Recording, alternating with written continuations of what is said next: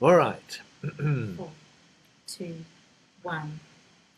You're on. Okay. Hello. My name is Don, and I'm here with Alba today. Hi, guys. And I'm going to be answering your questions about IELTS listening. If you have any questions, please write them down below, and we will answer them throughout this session. Hi, everyone. Hi, Don. Hi. I will be reading out your questions on on IELTS listening preparation. To start off our live forum, I want to ask Don if he likes cricket. Alba, I love cricket. Every summer I watch it. I don't play it anymore, Oh, but yeah, I love cricket. okay. Which team do you support?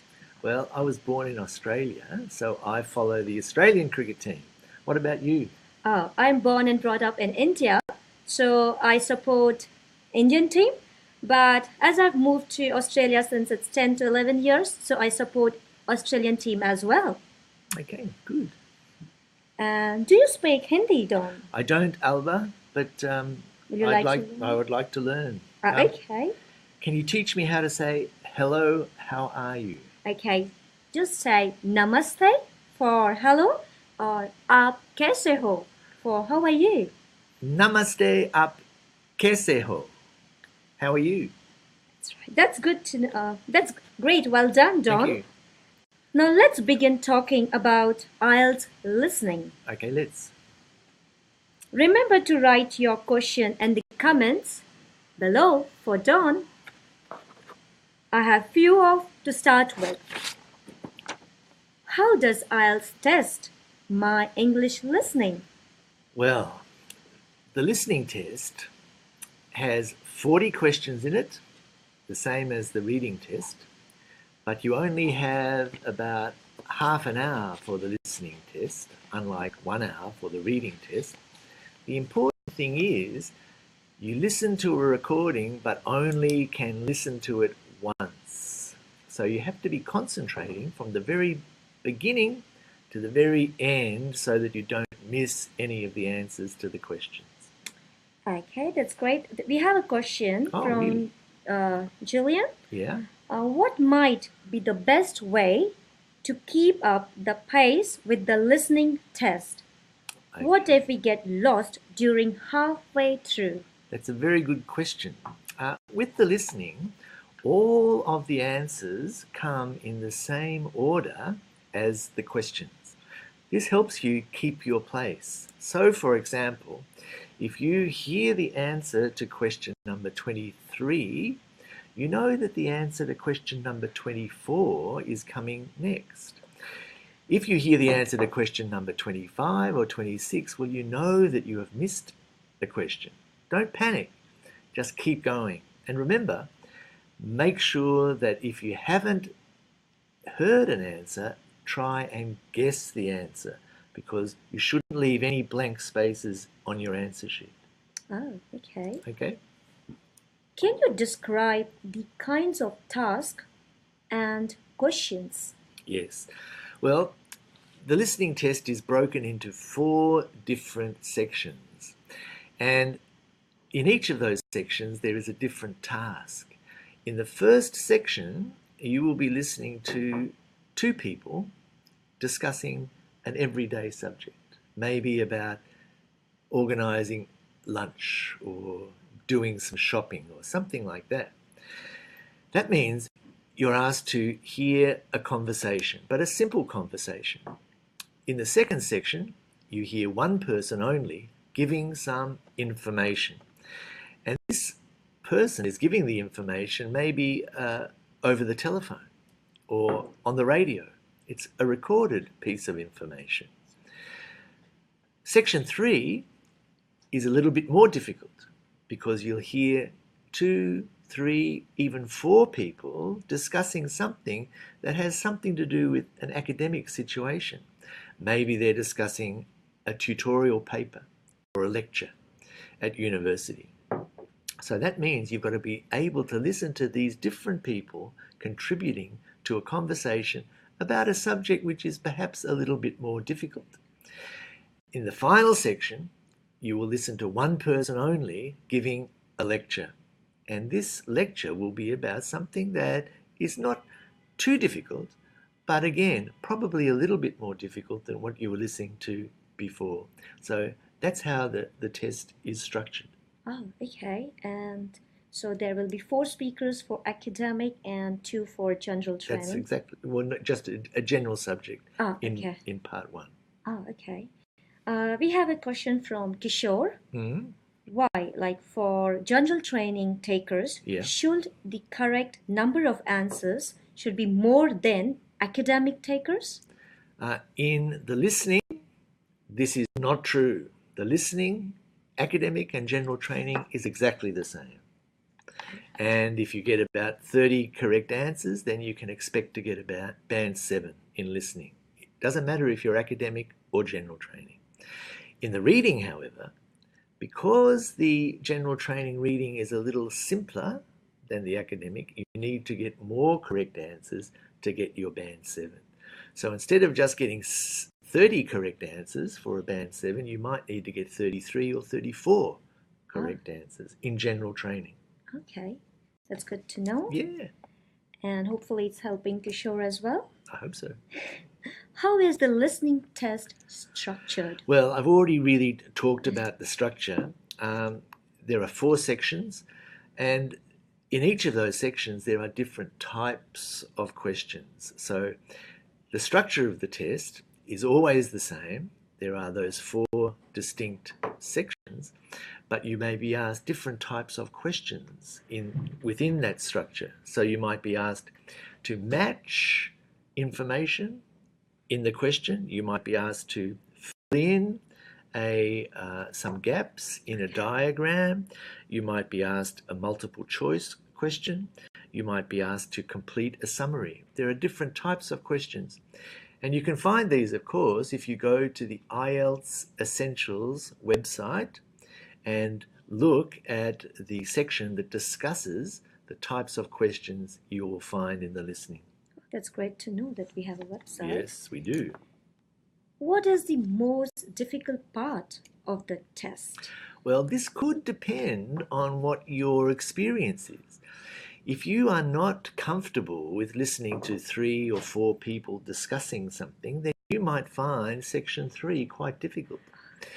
If you are comfortable with listening to a lecture, to listening to a person giving quite detailed information about a subject, then you might find the 4th section fairly easy.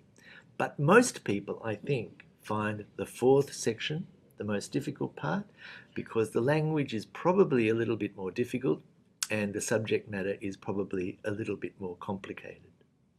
Okay, and what can we do for part 3? As you said, it's going to be a bit difficult. How can we improve if... Well, what you need to do is practice listening to English in different situations. So you need to practice listening to just one person speaking. You need to practice listening to 2 or 3 people speaking. You need to practice listening to lectures. You need to practice listening to different accents of English because it's the international English language test, and that means that the English you hear in IELTS is not just British English, it's also Australian English, it's also New Zealand English, American English, and all the other types of English accents that you will find around the world. Okay, and there's a question. What are some things people can do over holidays to improve? Well, to improve your listening, you need to improve several things. You have to improve your vocabulary to begin with. The more words that you understand, the easier it will be to understand what is said to you. One of the ways to increase the amount of English that you hear is to speak more English. If you are speaking a lot of English, you will hear a lot of English. I'll give you an example. If I go shopping, for example, and I have my shopping list, I can go and do it in complete silence. I can buy all of the things I need, take it to the checkout, pay for it, and leave the shop without saying anything. But I won't hear anything either. That's right. But if I go to the shop and I ask somebody, excuse me, where is the tea? Is this on special? I can't find the eggs. People will talk to me in English. Now, this is a way of practicing not only my speaking, but also my listening. In this day and age, you can listen to English 24/7 because of the internet. So I would take advantage of that as well. Go online, listen to lectures, listen to people making conversation, listen to news reports. That sounds good. Mm. And the next question is, what can we find on the internet to help with listening? Well, I mentioned a few things just then. There are always podcasts on the internet, and I like to listen to podcasts myself, and I'm sure you do too. Podcasts about anything. It could be about the news, it could be about politics, it could be about science or the arts. Think about what you are interested in, because this will make you listen, and it will be intrinsically, essentially interesting for you to listen to. I catch the train every morning, Alba, and I listen and I watch people on the platform, and they all have something in their ear. Yeah. And I think to myself, I wonder what they're listening to. And I'm sure a lot of them are listening to podcasts and learning something while they're standing on the train platform. The other advantage of podcasts, Alba, is this. Very often you will find a transcript, a written transcript of the podcast. So it means you can listen repeatedly, then check what you have heard by reading what you have seen. You can also underline parts of the transcript and say, this is how that word is pronounced. That is how you say this sentence or phrase. It will improve your listening. It will also improve your pronunciation for your speaking test. And do you think it will also help in writing as well? Absolutely. Every part of English will help every other part. So if you improve your reading, for example, it will definitely improve your writing and your listening and your speaking. And that works with all parts. That's great. Just a reminder, guys, write your question in the comments below. There is one more question, Don. Yes. What are top 3 tips for improving band scores? Okay, for improving your band score in all sections of the test, I think one of the things to do is to work out what you need to improve. Now, with listening, let's talk about listening to begin with. Maybe you don't organize your time very well and you keep missing answers to questions. That means you have to improve your exam technique. You need to improve the way that you look at the question and underline keywords and anticipate what the answer might be. If you do that, then you'll be ready to receive the information. For writing, there are 4 criteria that you're assessed on. Maybe it's your spelling that needs to be improved, or maybe it's your grammar that needs to be improved. With speaking as well, there are 4 different assessment criteria. Maybe it's your pronunciation, maybe it's your grammar. So work out where you need to improve and work on that. Of course, there's no absolute key to getting a band 8. The more language you learn, the more words you have, the better score that you will get in IELTS. So even the minor spelling error, it's going to affect my score? It will. In spelling errors only in the writing will affect your scores. But of course,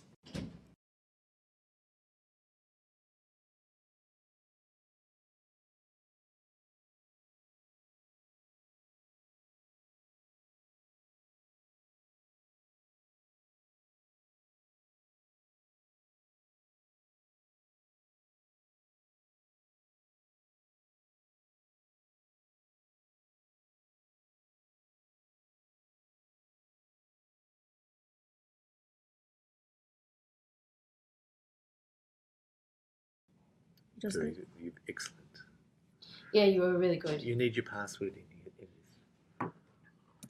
Basically, I know how the test goes, so I have a few questions. That's really in good my that head. you do. I think that's really important. We're back. No, we're not. Hey. Aren't we? Just a moment. Might not be.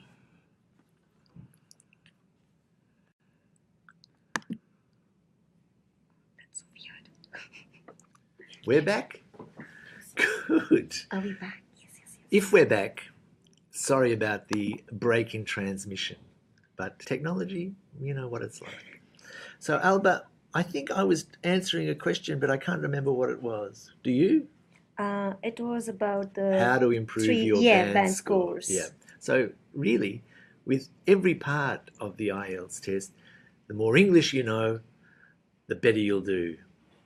Yeah, and as you were saying, we need to listen lots of conversations, and even when you're traveling. That's right. That's right. Okay, thank you. Have you got another question for me yet? I know a lot of people ask this question. They ask a question like, what if I don't write very clearly? Because in the listening test, you have to write your answers onto a mark sheet. Now, some people think they have clear handwriting, but in fact they don't. And this will affect their score, not just in the listening, but also in the reading and also in the writing. In the listening and in the reading, if the marker can't clearly understand what you have written, that will be marked wrong. So make sure that you print your answer very clearly so that there is no confusion. Also, spelling is important. If you spell your answer incorrectly in the listening and in the reading, then that will be marked wrong as well. So be careful about those things. I always recommend that you spend a little bit of time at the end of the listening and of the reading and of your writing test. And really, this is something you should do not just for tests, but whenever you do anything, is just check what you have